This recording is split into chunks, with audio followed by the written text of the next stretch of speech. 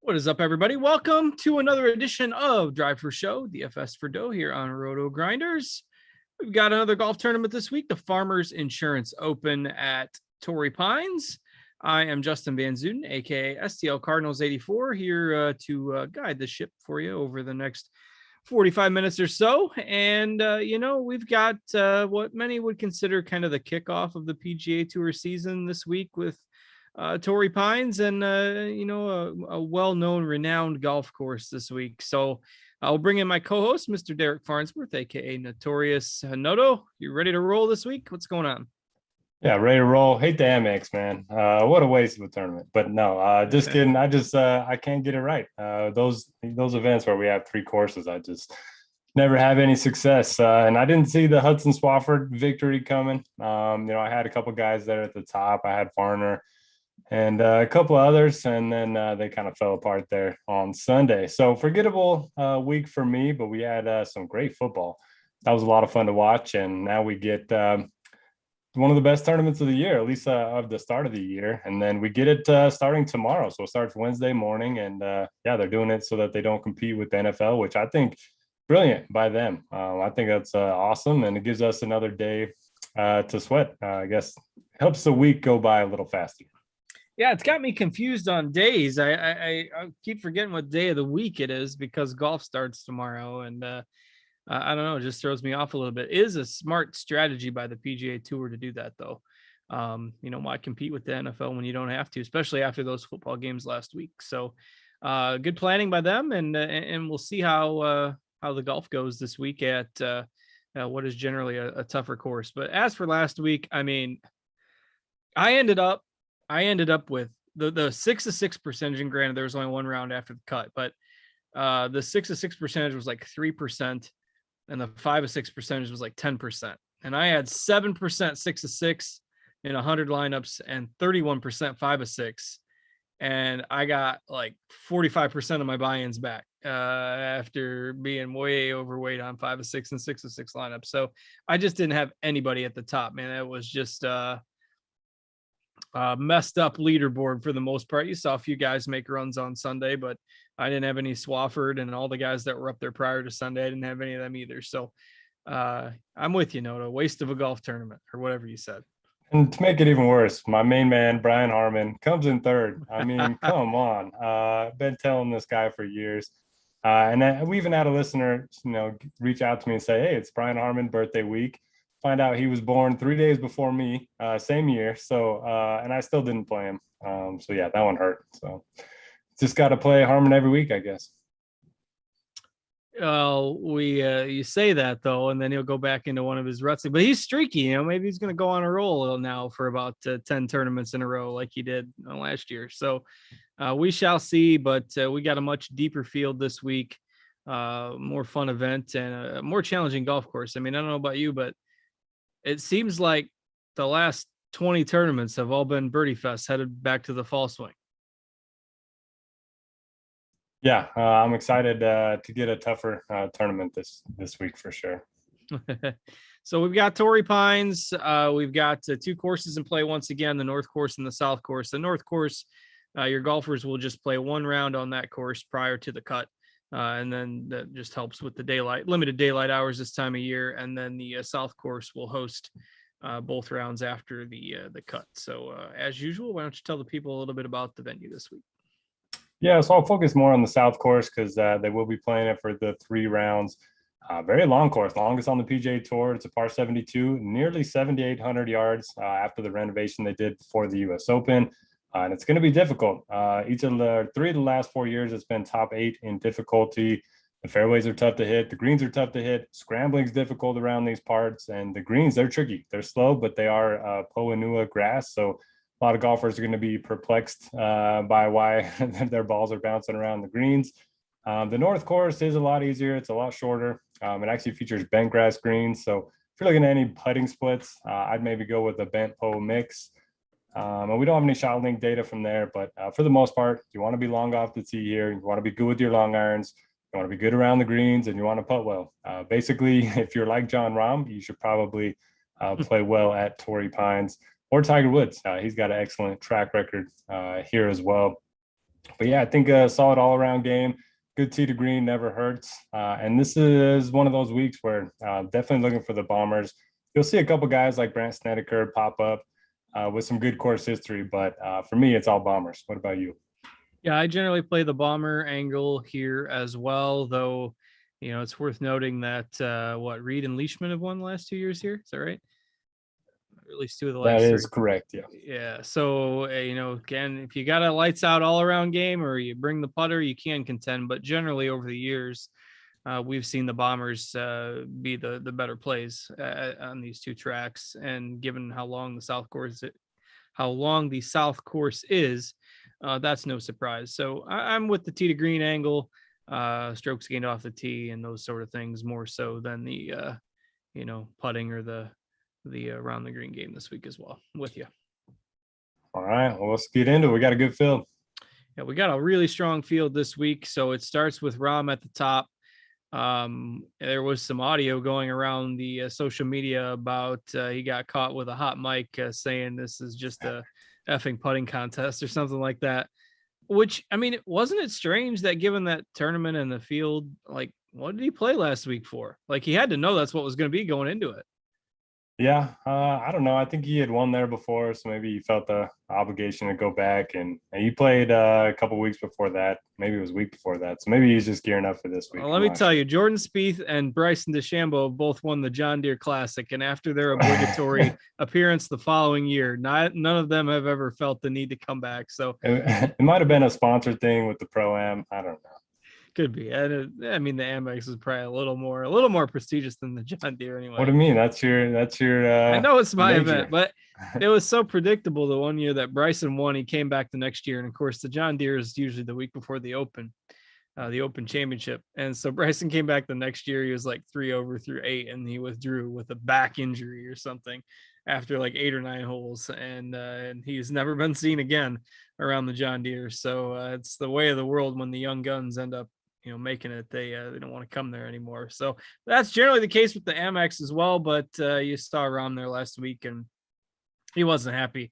Don't think I would have wanted to be his amateur partner right around that time. But anyway, this should be a golf course that is more suited to his game, and it shows in his results. So we'll leave him in a tier of his own because he's above 11K on DraftKings. And he's also projected to be the highest owned golfer in the field by about 5%. So big question, what do you do with Rahm this week? I want to play Rahm. He is in a tier of his own in my model as well. He's got 10 percentage points higher than the next closest guy, which is Justin Thomas. But I don't like the 6K range at all this week on DraftKings. On FanDuel, I think you just lock Rahm in. The pricing's a little bit more soft over there. You can fit him in without having to sacrifice the bottom of your lineup. For single entry anyway. DraftKings, man, I'm having a hard time getting Rahm with the other guys that I like. So single entry, I may not start there, but he will be one of my higher owned guys, especially in MME. Just so good here. He's got the win back in 2017. I believe it was his first PGA Tour win. Then he got his first major win here last summer. So he clearly loves the place. He always plays well in California. He's been in good form coming off of a second and then, top 15 last week, despite complaining the whole time. Every putt he missed, he just couldn't believe it. It was always the hole holes fart fault. Jeez. Tongue The holes twister may there. have farted too. We don't Yeah. know. So yeah, it's everyone's fault but his. So I think he's a strong play this week. If you're looking for different guys up here, you can pretty much play anyone besides JT and get a nice ownership edge. I like Xander quite a bit. He's from the area. I think he grew up playing Torrey Pines. Didn't have a great track record here until last year. Came second. He's one of those guys. He does everything well. Kind of fits the bill of what I'm looking for this week. Hideki coming off of 2 wins in his last 3 starts. I don't know what to do with him. He'll probably be low owned because people hate playing the guy coming off the win. JT's been great, 4 top 5s in his last 5 events, so you could certainly look his way. The guy I don't love is Dustin Johnson. I just don't know where he's at right now. We haven't seen him since October, and when we did see him last, his irons were off. His last 5 events. So, do you have a preference besides Rom up in the 10K range? Yeah, I like Berger. I think, especially when you factor in the ownership, because when you look at the numbers over like the last 4 to 6 months, depending on how you split the rounds out, Berger first in approach, second in ball striking, third in tee to green, second in total strokes gained. Most of the spots where he's second is only behind Rahm. So really tough to argue with the way he's played over the last 6 to 10 months.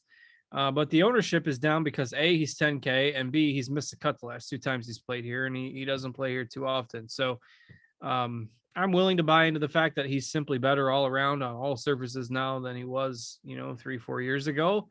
And he's going to be the lowest stone of the bunch. So I like Berger in GPPs. I will have exposure to all of them probably, except for maybe DJ. I don't think you need him just until we see something from him. But Berger probably my favorite, and maybe JT and Schauffele after that.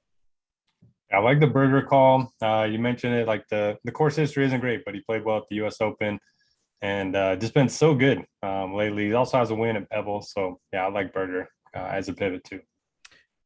All right. If you are wondering how you can chat along with us, we are in the free Rotogrinders Discord, the live stream chat channel, and it's a free channel, free Discord server for those of you who are Rotogrinders members. You don't have to be premium subscribers. So you can go to rotogrinders.com/Discord, get into the chat, and we are in the live stream chat channel for the show. So you can ask your questions along in there, and we really love chatting along and interacting with you guys. So hop in there if you want, and you know what, we can get you a deal if you're interested in signing up for Rotogrinders Premium. You can get the single sport or the combo package to get anything that suits kind of the sports you like to play for DFS. So we'll have our producer drop a link in the chat, that live stream chat channel, and you can get $10 off your first month if you decide to give it a try. So Gregorius the Wise is already asking if I have love for Doug Gim this week. That's a question that just doesn't need an answer. I almost tagged him back when Gim birdied the first hole last week, but decided maybe that was a little too early. But before we get into it, we do have Anon asking a quick question, maybe looking to get into more golf. He said he threw a couple lineups in last week, focusing on the stack the easy course strategy, which I think makes sense if you're doing showdown lineups. Obviously, in this tournament, each golfer gets 1 round on the North course and 1 round on the South course before the cut. So it's not like there's an inherent advantage. But Noto, I presume if you're playing showdown for round 1 and round 2, you want to stack those lineups with the North course golfers. Yeah, absolutely. I think if I end up playing showdown the first 2 rounds, I'll probably have 0 exposure to the guys that play the South course. There will be a few that pop in the optimal over the course of the 2 days, but just the odds are you're going to see most of the guys at the North course be better. I think there's some kind of stat that if you don't shoot under par at the North course, you have basically no shot of winning this event. So it's definitely the easier of the 2. I think it plays 2 strokes easier on average or something like that. Yeah, for sure. And I think maybe that gap has narrowed a little bit. They did some renovations around that course maybe 3 years ago that have narrowed the gap a little bit on the North course and the South course, but the North course still plays significantly easier for the most part. So definitely want to do that if you're playing showdown lineups. All right, let's move into the 9K range, where it's a little more difficult to find guys to absolutely love. When you take in, you got Spieth, Koepka, guys who maybe haven't been in their tippy top form of late. But Leishman right at 9K. Let's see, Bryson. All these guys are at like 9, 8, 7% owned. No real chalk in this range outside of maybe Zalatoris at 16%. Maybe Sam Burns at 14%, but real dispersion in the ownership. And I think you're going to see most people maybe try to prioritize Rahm a little bit. And if you do that, that does make it difficult to get guys in the 9K range. So how are you attacking this range? So my first core play tag of the week is Tony Finau. It's just hard not to like him this week. Look at his results the last 5 years: 4th, 6th, 13th, 6th, 2nd. He always plays well on the West Coast, always plays well in California. Ended up making the cut last week after looking like he was going to miss the cut with a few holes left on Saturday. Really good putter on Poa and bent greens, which is kind of surprising since we don't think of him, as a good putter. He's also very good around the greens. So I really like the spot for Finau. He is going to be popular, but he's 5th in my model, and he's the 14th most expensive guy on the board. So yeah, give me all the Finau this week. I like Burns. He's just one of those guys that awesome in every facet of his game. We talked about it earlier. I like the all-around game here at Torrey Pines. I think Zalatoris is interesting. His ball striking is just so good that he really gets a big benefit at these courses that are tough for everybody. We've seen him play well at the U.S. Open, at the Masters, some of the other tough tracks as well. So those would be my top 3 in the range. Not going to be on Spieth, not going to be on Brooks, not going to be on Sungjae. I do think Bryson is interesting, though. If you remember at the U.S. Open, he made the turn to the back 9, and we thought he had it in the bag, and he just absolutely fell apart. He hit it up by that beer box on the par 5, and it was awesome to watch. But if you want a bomber narrative, I mean, there's a few guys on tour that can hit as far as Bryson, and it doesn't look like he's going to be very popular. So I think he's an interesting MME guy. Yeah, I like him this week. I think he's a really strong tournament play. Pretty high ceiling and a pretty uncomfortably low floor. But if you want to stomach some of that risk, I'll get myself some Bryson this week. I think we'll see how much, but I do like him in GPPs as well. Zalatoris is the other guy I tagged up in my article, just super consistent, and he's already proven. Like, there's this kind of unspoken narrative that the younger guys, they'll come dominate some of these birdie fests, but they'll struggle when when it gets to be some of these harder courses. But we've seen him play well in a couple majors, 7th at this event last year. So Zalatoris, all told, outside of Finau, who I agree with your take on, I think Zalatoris and Bryson are my picks in GPPs. And you're not gonna try to talk me into Spieth? No Spieth for me. We haven't seen him for quite a while. When we did, his irons weren't very good. We know the off the tee is not going to be very good. So maybe he's been grinding on his game. Maybe not. I'll take a wait and see approach with Spieth. Probably wait till the Texas swing right before the Masters. That's usually when he kind of kicks it into gear. But I do like Leishman at 9K. It doesn't look like the ownership's going to be too bad. Been in really good form. He's coming off of 2 top 10s in his last 5 starts, making a lot of cuts. He's won here before. And accuracy doesn't matter all that much here. He's pretty much solid everywhere else. So I like Leishman a lot too. Yeah, he's type of course that you don't necessarily think of him as the elite play, but when you look at, let's see, 18th, 1st, 43rd, 8th, and 20th the last 5 years at this event. So pretty hard to argue with those numbers in general if you're into course history. So anything else above 9K for you, or you want to move along? I don't have anything else myself. We can move on, but I will note course history more predictive here year over year than most events on the PGA Tour. Does that mean we're going to last year's winner and prior year 6th place Patrick Reed? Except for Patrick Reed, he's not included. He's exempt. I mean, Patrick Reed is exempt. We gave him a shot. He came T15, so he's not blacklisted yet. But yeah, I don't know. He's not in my pool as of now. You look at his driving distance numbers; has been steadily going down over the last few years, and I don't know. You all know me. If you've watched this show for any length of time, I don't have to give the argument against Reed. There's some bias there on my part for sure. So I am not on him this week, and I think again this range is kind of ugly. I like the 7K range a good bit this week because, Gooch I think is fine, but he's priced up now to 8,900. Not on Reed, definitely not on Wolf after last week. Homa, you get the California connection, and I get that, but he's also going to be somewhat popular. The guy I was hoping wouldn't be popular in here was McNeely, but I see you've tagged him up.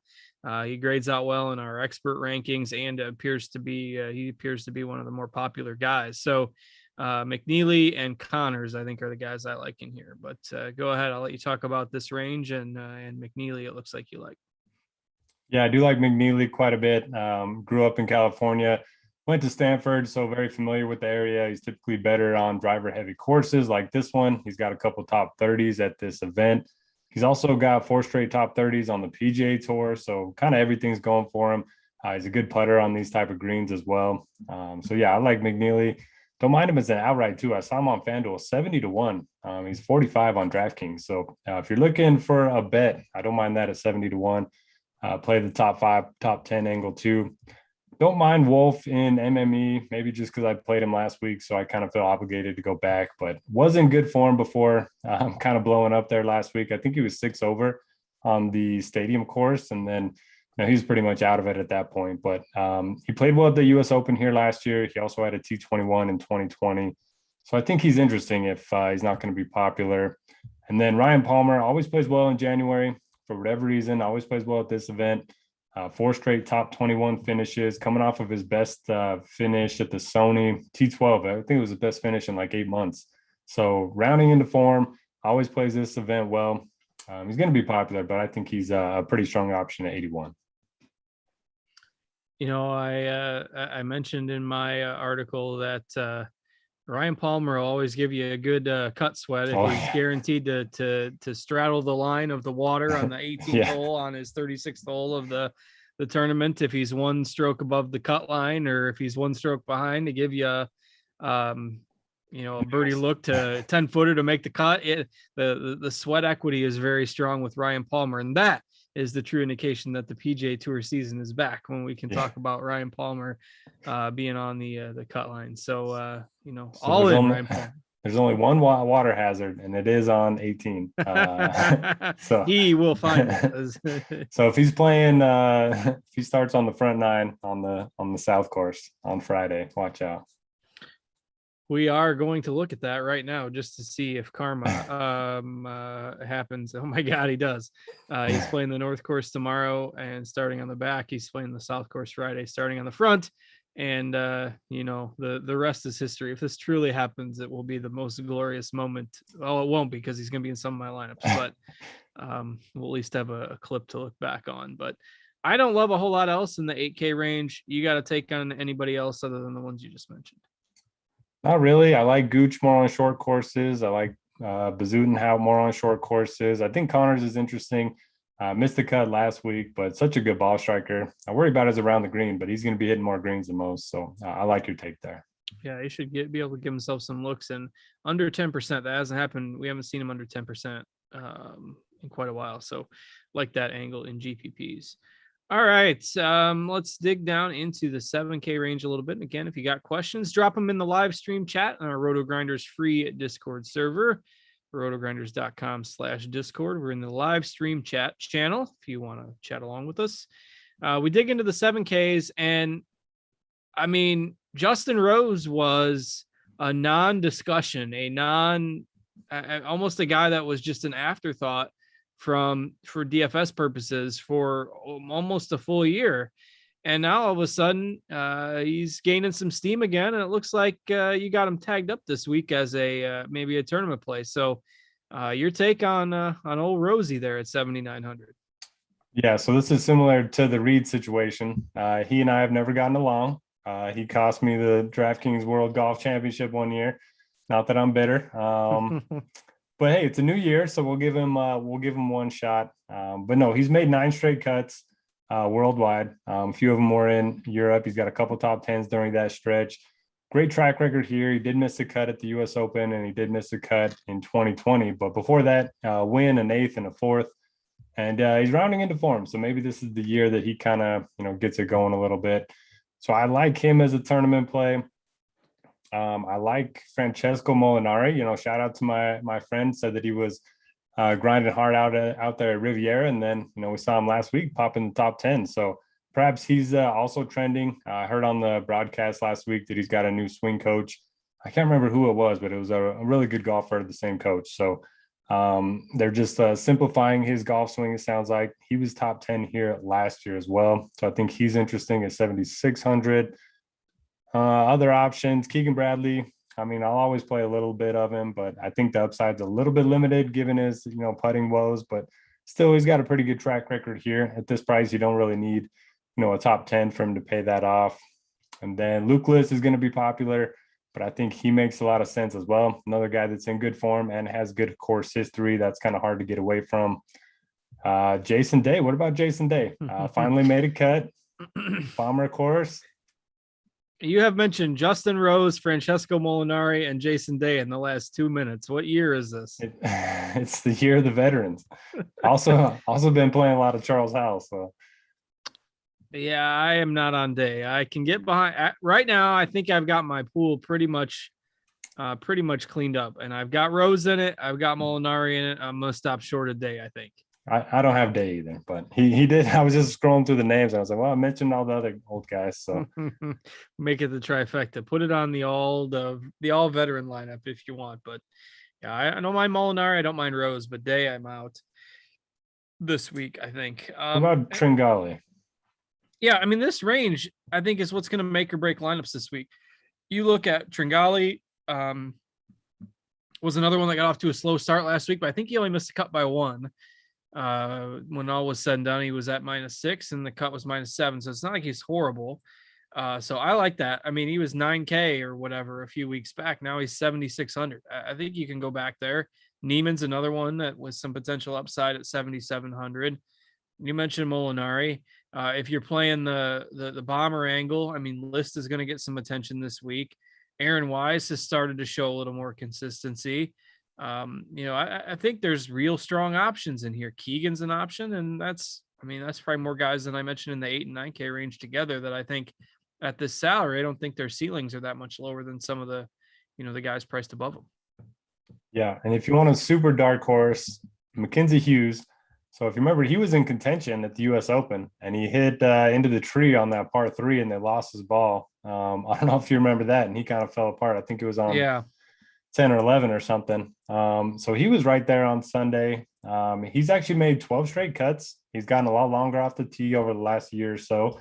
And so, yeah, he's got a great short game. So if you can get it together a little bit, a couple top fives coming in, second place his last time out. So super dark horse. I don't mind Mackenzie Hughes. All right. Don't mind it in GPPs. And of course, you can also go back to obligatory Doug Gim reference since, I was being asked about that right away. Never can go wrong with Doug Gim. So he is 7K and only about 3 to 4% owned. So lots of options in this range that I think are going to go overlooked. And there's going to be some woeful missed cuts in here as well. But I don't mind Gim. I always like him. He did struggle on Saturday and Sunday last week. He was in top 10 or 15, I think, after the first couple rounds. Had a good round on the stadium course to get himself in the mix, but disappointed a little bit on the weekend. And as usual, it was the putter that let him down. So he'll be fine, tee to green, and if he can be stable enough with the putter, I don't mind him as a low-owned guy. What about Mito? Mito was a guy we talked about a lot last summer, and he kind of disappeared as well. Where's Mito come out in the model? He rates out pretty well, and I do have a pretty strong weight to course history this week. So his ball striking is kind of just carrying him through that because he's never played here before. So I'm trying to avoid, the guys that are making their first appearance here, but he'd be on my short list of guys that I would play in MME. Yeah, he is one of the few in that range that doesn't have a lot of course history. If you're looking at guys in that price range who have, Adam Hadwin's made his last 3 cuts here. Cameron Davis has made 4 in a row. Snedeker, of course, has real strong course history here. Are you playing Snedeker? No, I am. It's not. Amazing. His course history is just amazing.